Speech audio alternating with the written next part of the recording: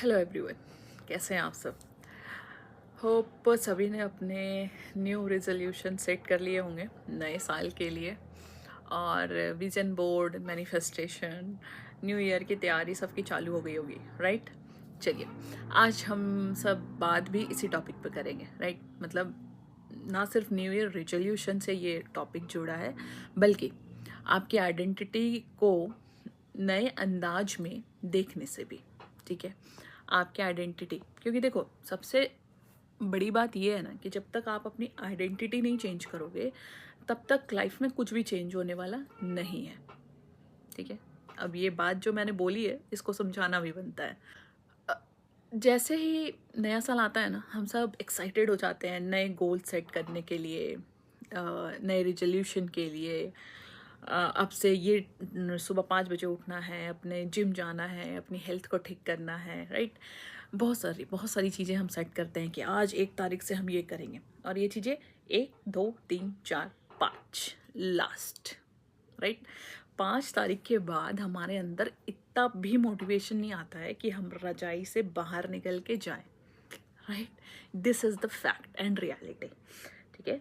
तो या फिर हम अपने लिए जिएंगे, अब सेल्फ लव क्रिएट करेंगे, मुझे किसी के लिए नहीं जीना है, लाइक, ठीक है। इस तरीके से अपने पेरेंट्स के लिए, अपने लिए। बट आफ्टर द 5 डेज हम वापस उसी साइकिल में आ जाते हैं, ठीक है। मोटिवेशन जो है वो 5 दिनों तक, या किसी किसी का तो 1 दिन ही चलता है, ठीक है। मोटिवेशन कम होने लगता है और हम अपने आप को ब्लेम करने लग जाते हैं, ठीक है। फिर धीरे धीरे उस रजाई के अंदर, उस अंधेरे में हम अपने आप को ब्लेम कर रहे होते हैं, ठीक है। पूरा ब्लेम हम अपने आप पे डाल देते हैं और हम एक ऐसी फ्रिक्वेंसी में चले जाते हैं जो डिप्रेस, स्ट्रेस, दुख, गुस्सा, सब कुछ अपने ऊपर ही हम निकाल रहे होते हैं। हम अपने आप को ब्लेम करते हैं। और अगर आपने बुक पढ़े हैं, जैसे कि अगर मैं द सीक्रेट बुक की बात करूं, तो द सीक्रेट किताब के ऑथर रॉन्डा बायरनी ने कहा है कि you are the one who calls the law of attraction into action and you do it through your thought. मतलब आप अपनी सोच से ही अपनी रियलिटी बनाते हैं, राइट।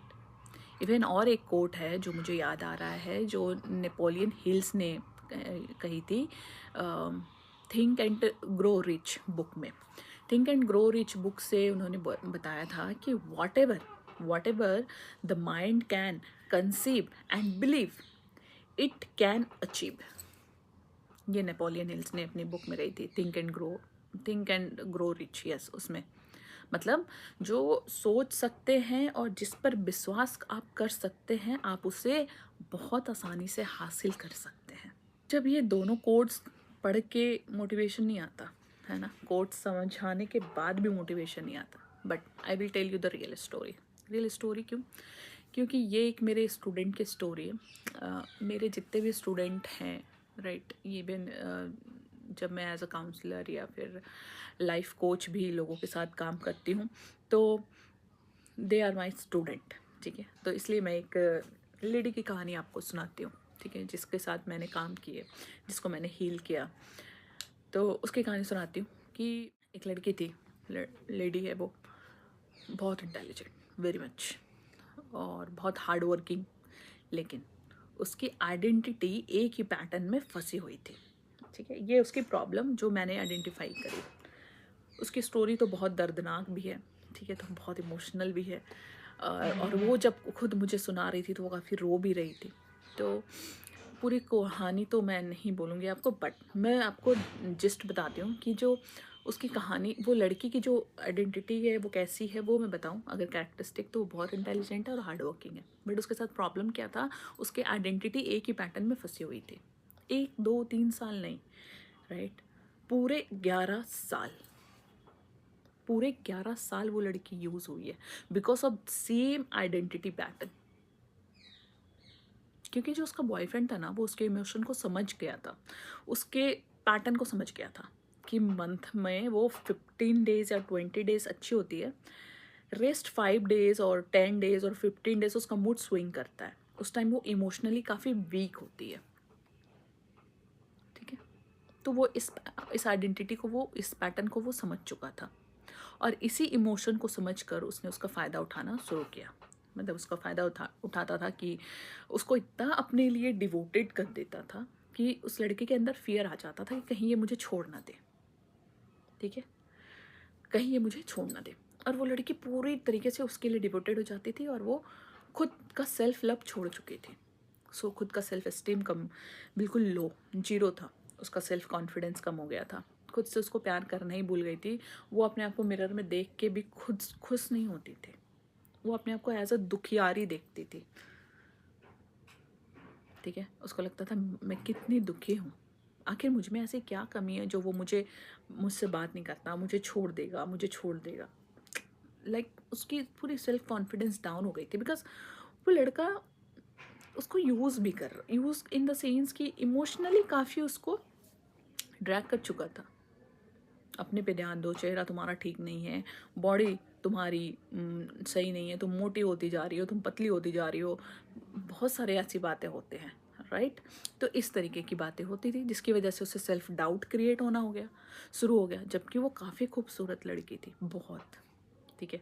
अगर मैं आपको कह रही हूँ कि वो बहुत खूबसूरत थी, तो आप सोच सकते हो कि एक लड़की अगर एक लड़की को खूबसूरत कह रही है, इट मीन्स कि रियल में वो बहुत खूबसूरत लड़की है ना। तो वो लड़की बहुत खूबसूरत थी, बट उसके अंदर इतना सेल्फ डाउट डाल दिया गया था। जब वो कमज़ोर होती थी इमोशनली, जिस टाइम में उसका पैटर्न लो फ्रिक्वेंसी पे होता था, वो इमोशनली काफ़ी वीक होती थी, उस टाइम ही उसके अंदर सेल्फ डाउट को इनकलकेट किया जाता था। और वो इनकलकेट 1-2 साल का नहीं था, 11 साल तक उसको इनकलकेट सेल्फ डाउट किया गया था, सो दैट कि वो अपना कॉन्फिडेंस लूज़ कर जाए। वो जितनी इंटेलिजेंट है वो अपने आप में ही खो जाएगी, तो उसके इंटेलिजेंस का फिर क्या फ़ायदा, राइट। तो फिजिकली यूज़ हो जाना, that's a different thing, right. उससे आप ओवरकम हो जाते हो कुछ समय के बाद, बट जब आप इमोशनली ड्रैग हो जाते हो, तो it's very difficult task to overcome, to get your self confidence back. This is a very challenging things, right. But I am not going there. मैं वापस उस टॉपिक पे आऊँ कि जहाँ उसकी आइडेंटिटी को वो चेंज नहीं कर पा रही थी, और उसका फ़ायदा उसके बॉयफ्रेंड जो उसका था वो उठा रहा था, ठीक है, समझ कर उसका फ़ायदा उठाता था, क्योंकि वो अपनी आइडेंटिटी को बदल ही नहीं पा रही थी।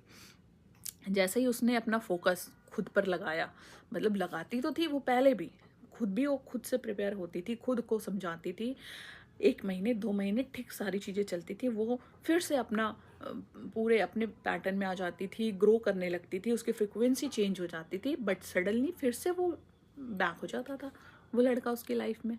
और चूंकि टेम्प्रोरी जो उसकी ये जो चेंजेस उसने किए थे वो टेम्प्रोरी था, ठीक है। और अंदर से लेकिन उसके मन में कहीं ना कहीं उस लड़के के लिए रहता था, काश वो वापस आ जाए, काश। और सच में वो वापस आ जाता था, क्योंकि चेंजेस बाहरी दुनिया में कर रही थी वो, इंटरनली वो सोच रही थी वो फिर से वापस आ जाए, फिर से वापस आ जाए। तो बाहरी चेंज कितने टाइम का रहेगा, कुछ ही समय का, राइट।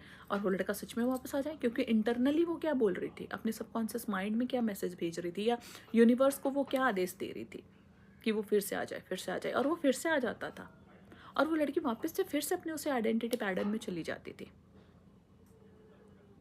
राइट। तो जब बहुत कंडीशन वर्स्ट हो गया, ठीक है, तो उसके बाद उसको मेरी वीडियो कहीं से मिली होगी, उसने मुझसे कांटेक्ट किया, और फिर धीरे धीरे हर एक सेशन के बाद जब उसका सारा फोकस खुद पर उसने अपना लगाया, अपने आप से प्यार करना शुरू किया, और अपनी वाइब्रेशन हाई रखनी शुरू की, अपनी आइडेंटिटी को बदलना शुरू किया, और जो वो बाहर दिखाती थी वही वो अंदर से भी बोलती थी, ठीक है। जो वो बाहर दिखा रही थी वही अब वो अंदर से भी बोलना शुरू की, तभी उसने अपने लाइफ को वो चेंज पा रही है। सारी चीज़ें उसकी अच्छी हो गई है, सबके साथ उसके रिलेशनशिप हेल्दी हो गए हैं। जो वैसे लोग थे जो उसको परेशान करते थे, वो काफ़ी वो गायब से हो गए हैं, उसकी लाइफ में है ही नहीं।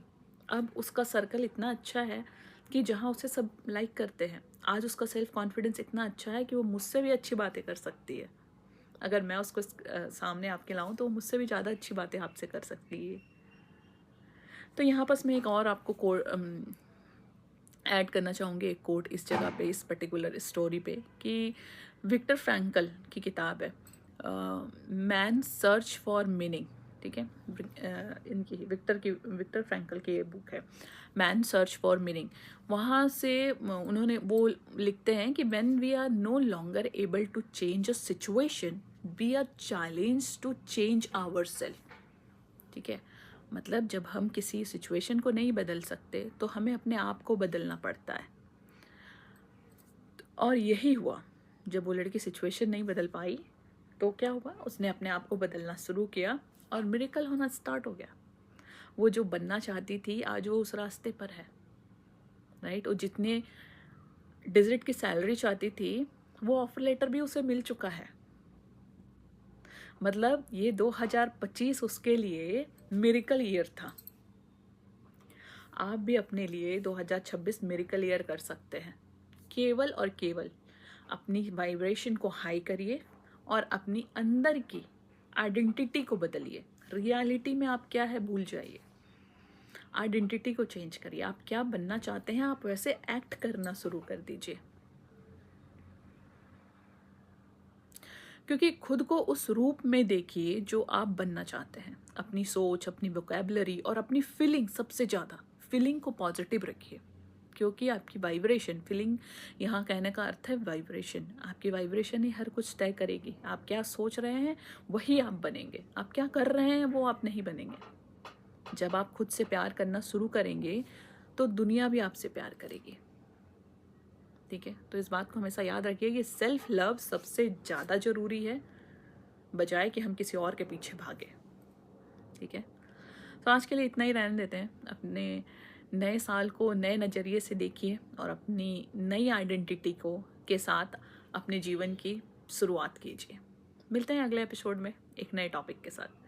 और इन बिटवीन कोई इशू है, कुछ बातें हैं जो किसी से नहीं कह सकते हैं, राइट, वो बोझ कम करना है, ठीक है, कुछ नए आइडियाज़ चाहिए या लाइफ में आगे बढ़ने के लिए कुछ सजेशन चाहिए, तो उसके लिए आप मुझसे कांटेक्ट कर सकते हैं। That is completely free of cost, क्योंकि आपकी लाइफ से बड़ा और कोई चीज़ नहीं हो सकता है। तो अगर आपकी लाइफ रहेगी तो सारी चीज़ें बहुत ईजिली सब कुछ आ जाएगा। ठीक है, तो यहाँ मेरी पूरा डिवोशन है आपको मदद करना बिना किसी एक पेनी के। ठीक है, तो मुझे आपसे एक पेनी नहीं चाहिए। ठीक है, मुझे आपसे कुछ नहीं चाहिए। मुझे बस इतना चाहिए कि आप खुश रहिए, अपनी लाइफ के साथ फ्लोरिश करिए। अगर आपको मदद चाहिए तो आप हमें डीएम कर सकते हैं। ठीक है, चलिए, thank you so much for this video. और नेक्स्ट वीडियो में हम मिलेंगे नए टॉपिक्स के साथ, नई उलझनों के साथ, और उसके सॉल्यूशन को भी ढूंढेंगे। तब तक के लिए थैंक यू।